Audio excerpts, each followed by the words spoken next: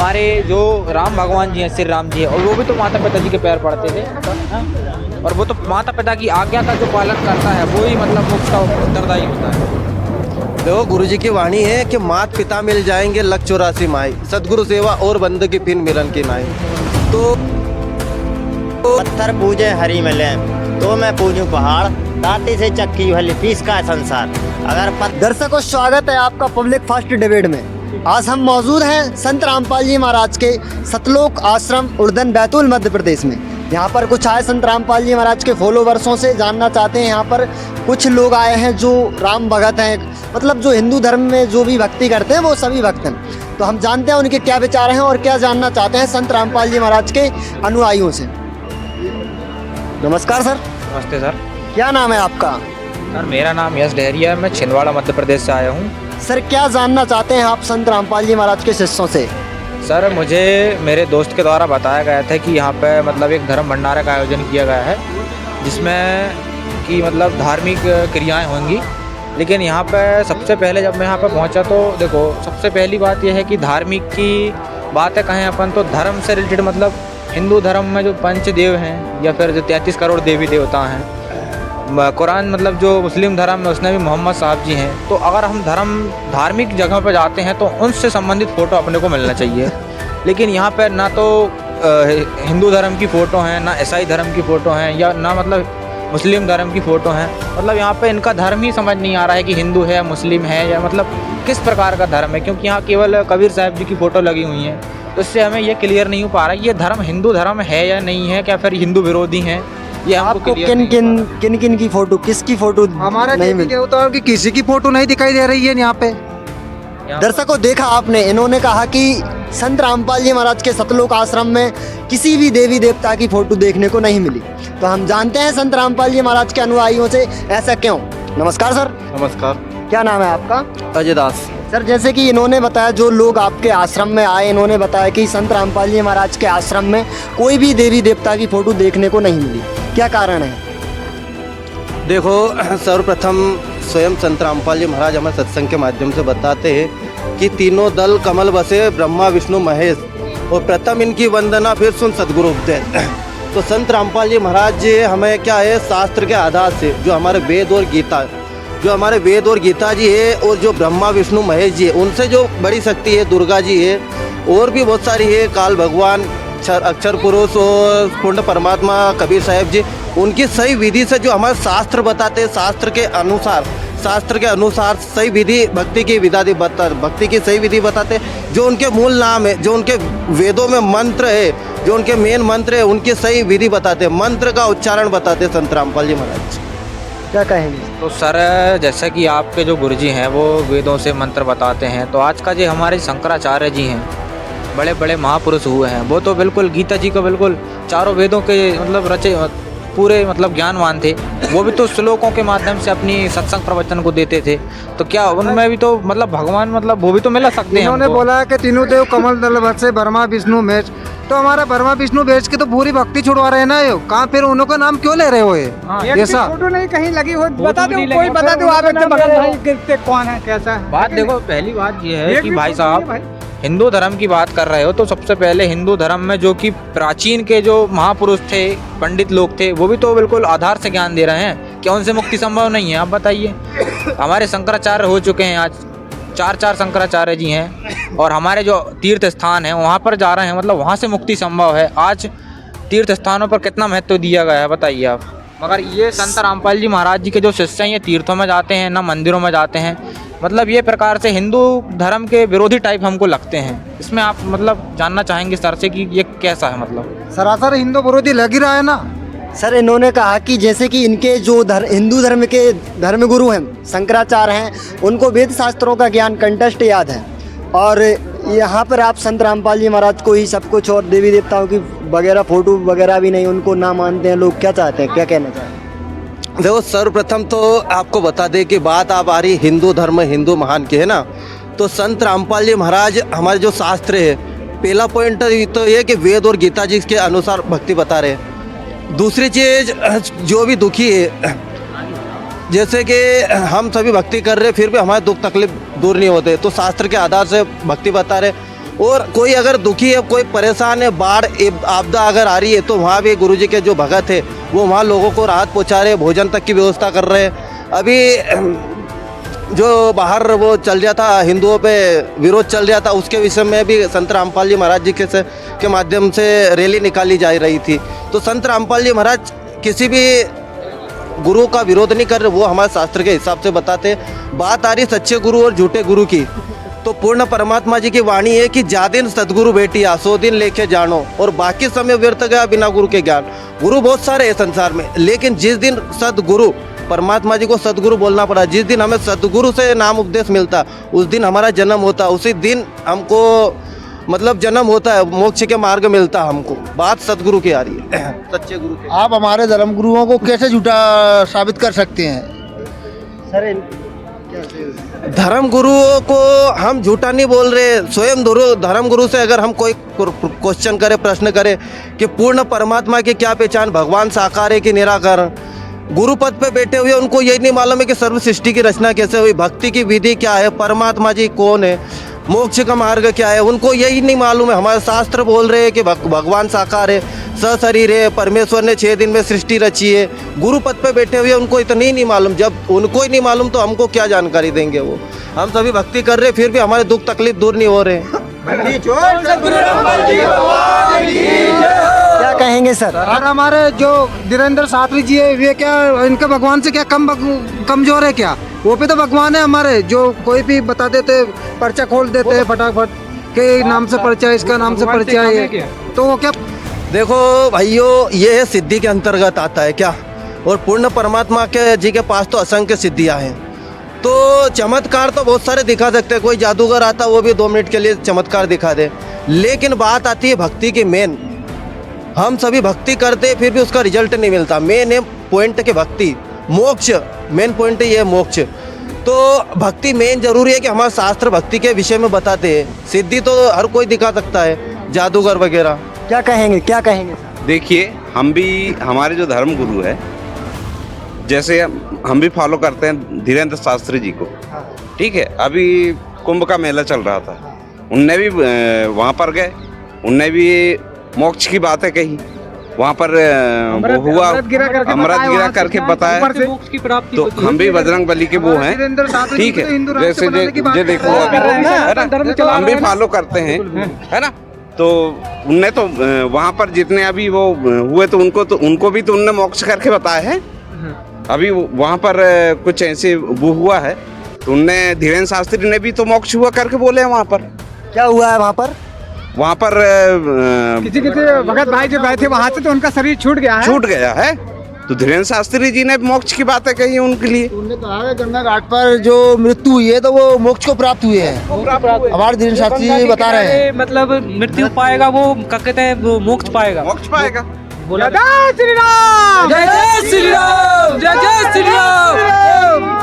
तो सर, इन्होंने कहा, धीरेन्द्र शास्त्री ने अभी जो एक की घटना घटी है उसके बारे में कहा है, तो वहाँ पे गंगा के किनारे जिसकी मृत्यु होगी वो उसको मोक्ष मिलेगा। क्या कहेंगे, सही बात है ये? देखो, परमात्मा जी भाइयों हमको बताते हैं कि धरती ऊपर पाँव जो धरे, करोड़ जीव एक दिन में मारे। हम धरती पर चल रहे, लेकिन हमको नहीं मालूम कितने जीव हत्या हो रही है।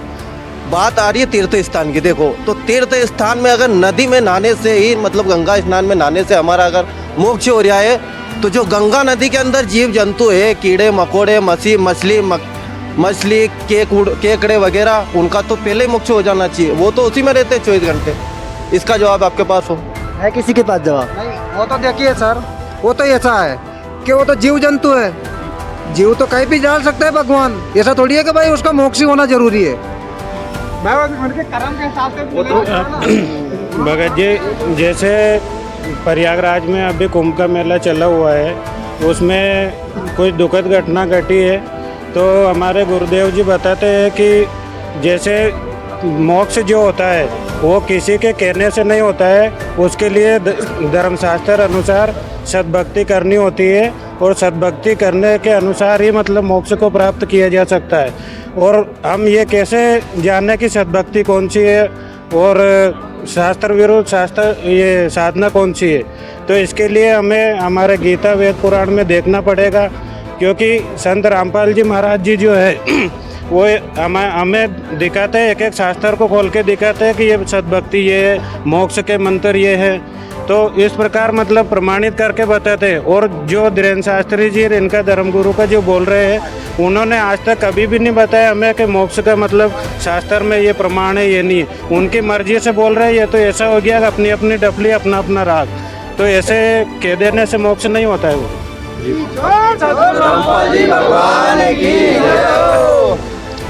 आप सभी भाइयों ने दो प्रश्न किए थे।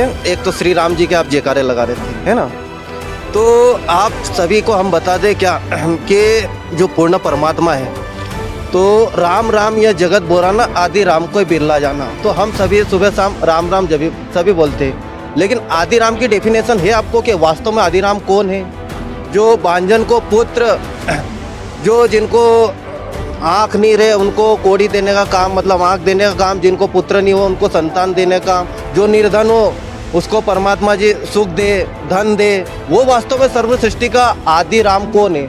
आदि गणेश कौन है? हमने गणेश जी का नाम तो सुना है, वास्तव में आदि राम की डेफिनेशन क्या है? आप बताएं हमको थोड़ी सी।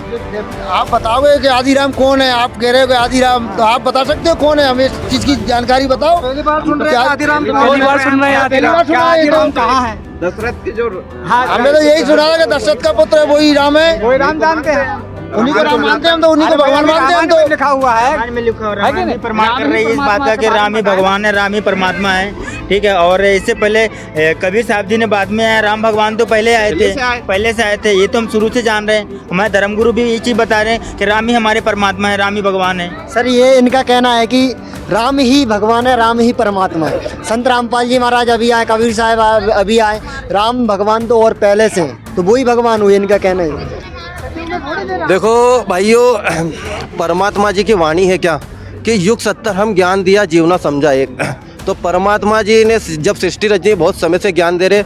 आपके राम जी और कृष्ण जी द्वापर और त्रेता युग में आए, उससे पहले सतयुग निकल गया। सतयुग में कौन से भगवान थे? बहुत सारे पॉइंट आते क्या। जब राम जी समुद्र पर वो पुल बना रहे तो 3 दिन तक वो समुद्र देवता को मनाने के लिए 3 दिन तक उन्होंने मनाने के लिए उनकी पूजा असफल हुई। तब उनमें बताया गया कि समुद्र का पुल वास्तव में कैसे बना, जिसमें नल और नील जो 2 भगत थे वो किनकी भक्ति करते थे। बहुत सारे पॉइंट निकल रहे। वो ऋषि मुनिंद्र जी ने आए थे वहाँ। ऋषि मुनिंद्र जी ने उनकी एक छड़ी इसके माध्यम से गोल राउंड बनाया था, उसमें के पत्थर हल्के हुए थे, ऐसे समुद्र का पुल बना था वो। नहीं तो सर इनका कहना ये है राम भगवान वर्षों से, मतलब युगों युगों से। कबीर साहब अभी आए, ठीक है, और भक्ति भी अभी बताई। संत रामपाल जी महाराज भी अभी आए, भक्ति भी अभी बताई। तो उसके बारे में ये जानना चाहते हैं ना। सृष्टि की जो रचना है कबीर साहब ने की है बहुत समय से। संत रामपाल जी महाराज जी के माध्यम में जो पूर्ण परमात्मा है क्या, कबीर साहब जी की वाणी है कि अनंत कोटि हम ज्ञान दिया जीवना समझा एक। परमात्मा जी तो हमको युगों युगों से बता रहे हैं। आप प्रमाण करके बताइए ना हमको। एक बात ये भी है कि एक भक्ति की बात किया है। भक्ति में तो हमारे राधा स्वामी पंथ भी बहुत खतरनाक चल रहा है ओपी। और भाई हमारे भक्ति में तो हमारे राधा स्वामी गुरुजी भी ओपी कमजोर थोड़ी है।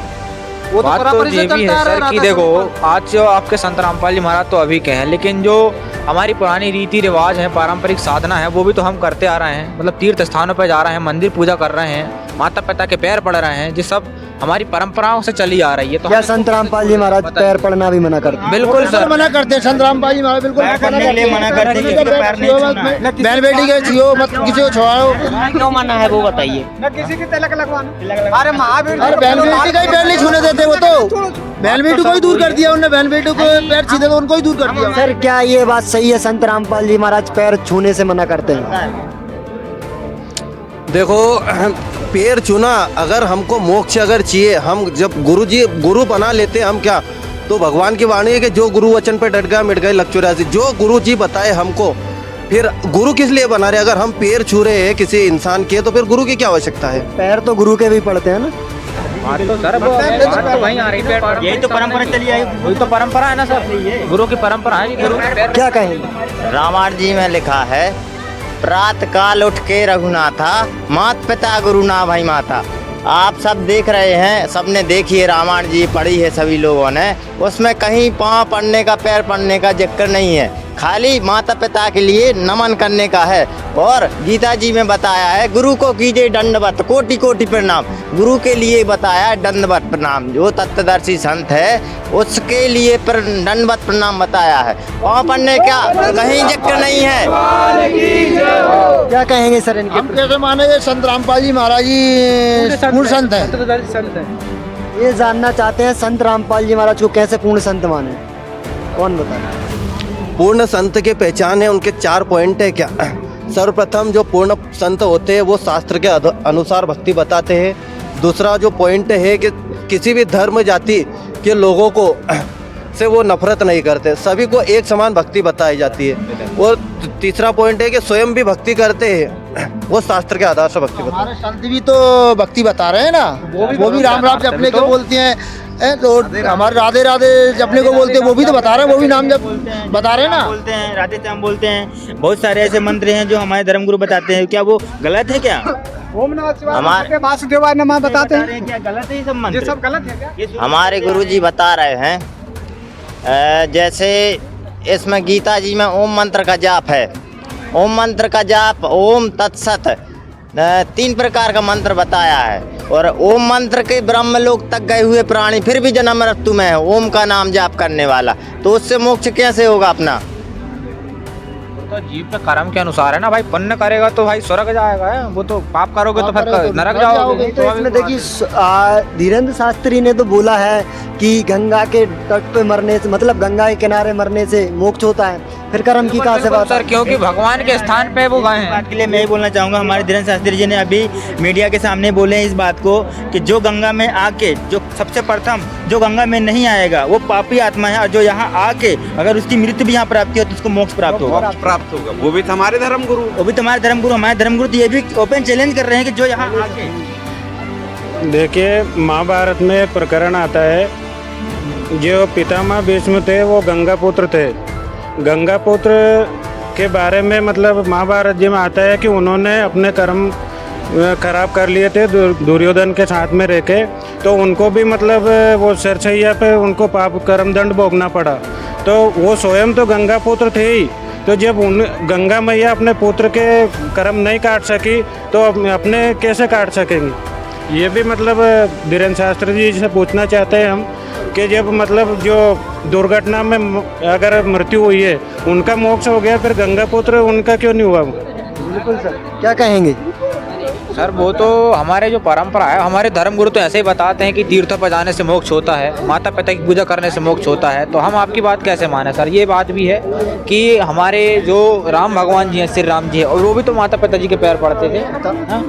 और वो तो माता पिता की आज्ञा का जो पालन करता है वो ही मतलब मोक्ष का उत्तरदायी होता है। देखो, गुरुजी की वाणी है कि मात पिता मिल जाएंगे लख 84 माई, सदगुरु सेवा और बंदगी फिर मिलन की नाई।